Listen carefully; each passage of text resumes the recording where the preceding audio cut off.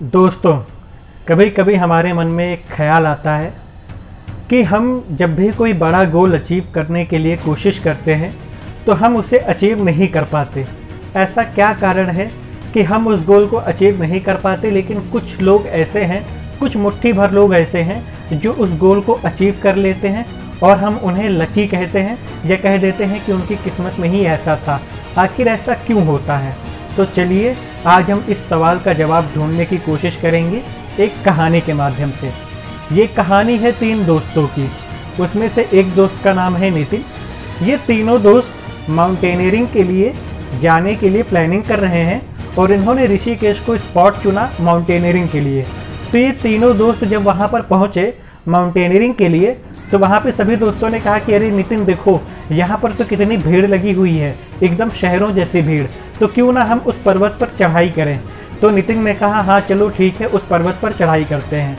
तो जब उन लोगों ने इस पर्वत पर चढ़ाई करना चालू करा तो वो जिस माउंटेनियरिंग स्पॉट पर पहुँचे तो वहाँ पर उन्होंने देखा कि वहाँ पर पहले से ही हज़ारों की भीड़ में लोग वहाँ पर उपस्थित थे।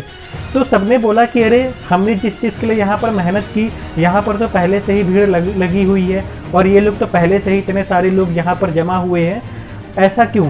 तभी नितिन की नज़र एक दूसरी पहाड़ी पर पड़ी जहाँ पर केवल कुछ मुट्ठी भर लोग ही उस पहाड़ी पर बैठे हुए थे।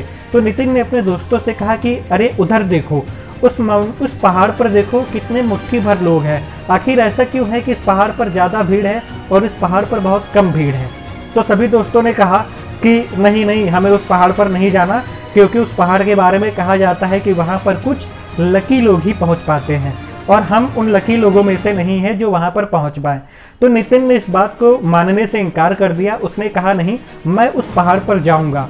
तो नितिन का मजाक उन सभी दोस्तों ने उड़ाया और बोलने लगे कि तुम वहाँ पर नहीं पहुँच सकते। नितिन ने किसी की बात नहीं सुनी और वह उस पहाड़ पर चढ़ाई करने के लिए चला गया।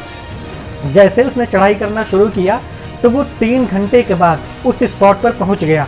उसने वहां पर देखा कि कुछ मुट्ठी भर लोग वाकई में उस पहाड़ पर उस स्पॉट पर बैठे हुए थे।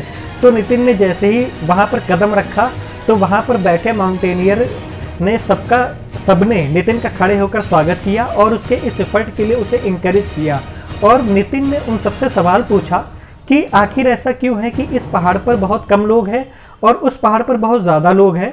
तो उसमें से एक वेटेरियन माउंटेनियर ने जवाब देते हुए कहा कि लोगों को जो चीज़ें आसानी से मिल जाती हैं वो उसी में खुश हो जाते हैं और जिनको थोड़ा सा भी मिल जाता है तो वो कुछ बड़ा पाने के लिए रिस्क नहीं उठाते हैं।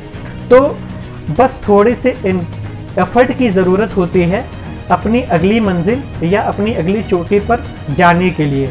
तो तुमने वो छोटी सी कोशिश की, तुमने वो एफर्ट लगाया, तुमने और एफर्ट करके 3 घंटे में इस पहाड़ी पर आकर अपना सफ़र पूरा किया और तुम यहाँ से प्रकृति का नज़ारा देख रहे हो।